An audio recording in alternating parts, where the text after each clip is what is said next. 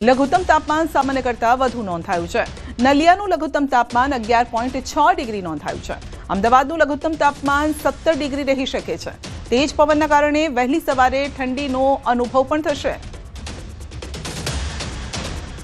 आने वाला अगले 7 दिन के लिए 5 से लेकर 11 दिसंबर तक मौसम आमतौर पर शुष्क रहने का पूर्वानुमान दिया गया है।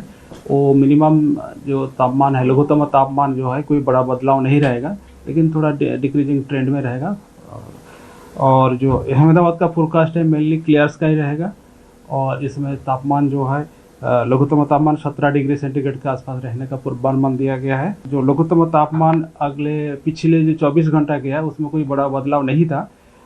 जो नॉर्मल से कंपेयर करें, सामान्य से साथ कंपेयर करें तो जो हमारा सौराष्ट्र कोस्ट रीजन था बिलो नॉर्मल था, और जो उत्तरीय क्षेत्र है गुजरात की वो अबव नॉर्मल थे इन पार्ट्स, और बाकी जो एरियाज़ है इसमें नॉर्मल कोई बड़ा बदलाव नहीं था। રાજકોટમાં બકલાવા ચોકલેટમાંથી નીકળી છે ઈયળ। બકલાવા ચોકલેટમાંથી ઈયળ નીકળી હોવાનો વિડીયો પણ વાયરલ થયો છે। વાયરલ વિડીયો અંગે આરોગ્ય અધિકારીએ નિવેદન આપ્યું છે। FSIના નિયમોનો ભંગ કરી ચોકલેટ વેચવામાં આવી હતી અને આ ચોકલેટ જે પાર્લરમાં વેચાઈ રહી છે ત્યાં ચેકિંગ કરવામાં આવશે। ચોકલેટ વિક્રેતા વિરુદ્ધ કરવામાં આવશે કાર્યવાહી। આ પ્રકારની ચોકલેટ ખાવાથી પેટ, આંતરડાની, ઝાડા, ઉલટી જેવી બીમારી પણ થઈ શકે છે।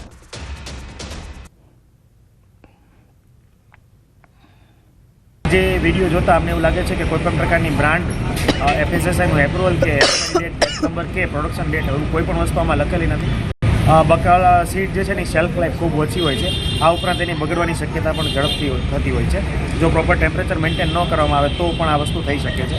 આ ઉપરાંત ખાસ કરીને કોઈ ઘરમાં જે માખી જે છે પોતાના ઈંડા એ બકલાવા સીટ ઉપર લે કર્યા હોય ને એમાંથી પણ આ ઈયળ જે છે બની હોવાની શક્યતા છે એ નોંધાઈ શકે છે। આ ઉપરાંત જે ઇન્ગ્રેડિયન્ટ વાપરવામાં આવ્યા હોય એ પણ ખરાબ હોય તો પણ આ ઈયળ બનવાની શક્યતા છે।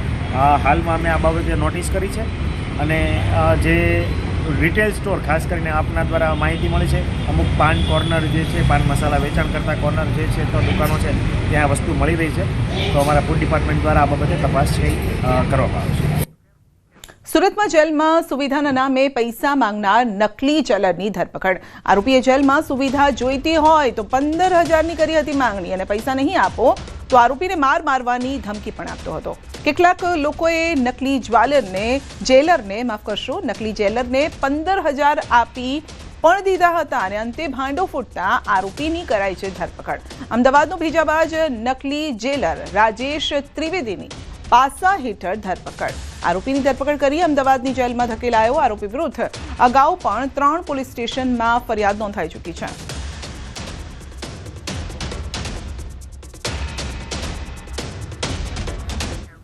વડોદરા પાલિકાના ક્લાસ 1 અધિકારીઓની હડતાલનો મામલો છે। અધિકારીઓ ગેરહાજર રહેતા કચેરીઓમાં સન્નાટો। સુનાવણી માટે આજે તારીખ આપેલા લોકોને મુશ્કેલીઓ।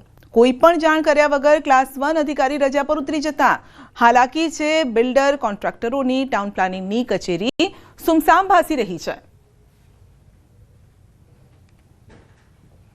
આજે સમજો કે બધા અધિકારીઓ ઉતર્યા હોય રજા પર તો શોર્ટ નોટિસ જાળવી જોઈએ ને આ લોકો જે સત્તા અધિકારીઓ જે આપી રહ્યા છે આ લોકોને કે 11:40 તમારે હાજર રહેવું, બરાબર આ કયું યોગ્ય છે? એમાંય પાછો આજે અપીલના દાડે બોલાયા પછી બી આજે એવું લાગે છે કે લાલિયાવાડી ચાલી રહી, અંદર કાગડા જ ઉડી રહ્યા છે। ના કોઈ અધિકારી દેખાઈ રહ્યો, ના કોઈ એમનો પટાવાળો દેખાઈ રહ્યો, ના તો એનો કોઈ સિક્યુરિટી ગાર્ડ દેખાઈ રહ્યો। સ્ટાફ તો છે જ, ક્લાસ 1 સિવાયનો સ્ટાફ છે ને એનાથી કામ ચાલી રહ્યું છે।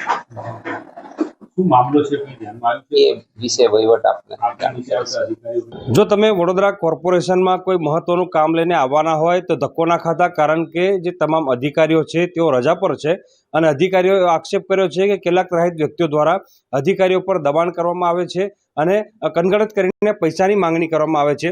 ત્યારે સૌથી પહેલા દ્રશ્યો તમને જે બતાવવાનો પ્રયત્ન કરી રહ્યા છે તે ટાઉન પ્લાનિંગ વિભાગ છે। એટલે ટાઉન પ્લાનિંગ વિભાગ જે છે તે કોર્પોરેશનનો કમાઉ દીકરો કહેવાય છે અને અત્યારે તમે આ ગલીમાં સન્નાટો જોઈ રહ્યા છો।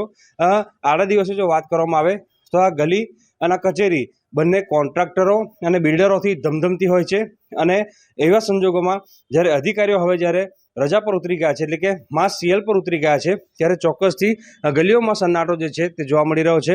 હવે સીધા કચેરીના દ્રશ્યો બતાવીશું કે આ કચેરીમાં લોકો જે છે બાંધકામને લગતા મહત્વના કામો લઈને આવતા હોય છે.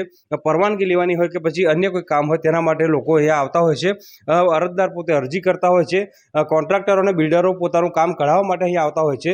ત્યારે તમામે તમામ જે કર્મચારીઓ છે તેઓ રજા પર ઉતરી ગયા છે, માસ સીએલ પર ઉતરી ગયા છે અને તમામ કેબિન જે છે, તમામ ટેબલ ખુરશી જે છે અત્યારે ખાલી જોવા મળી રહ્યા છે. એટલે વડોદરા કોર્પોરેશનમાં અધિકારીઓ કહી રહ્યા છે કે ત્રાહિત વ્યક્તિઓ પરેશાન કરી રહ્યા છે, તો અરજદારો કહી રહ્યા છે કે અધિકારીઓ પોતાની મનમાની ચલાવી રહ્યા છે. ટૂંકમાં કંઈ પણ કહીએ તો અરજદારો જે છે તેમની હાલત જે છે તે સૂડી વચ્ચે સોપારી જેવી થઈ છે, કારણ કે ત્રાહિત વ્યક્તિઓ અને અધિકારીઓ બંનેની લડાઈમાં જે અરજદારો છે, સામાન્ય નાગરિકો છે, તેઓ હેરાન પરેશાન થઈ રહ્યા છે. ત્યારે અરજદારોની આજે સમસ્યા જે છે તેનું સમાધાન ક્યારે આવશે અને અધિકારીઓ કામ પર ક્યારે ચડશે એ તો આવનારો સમય જ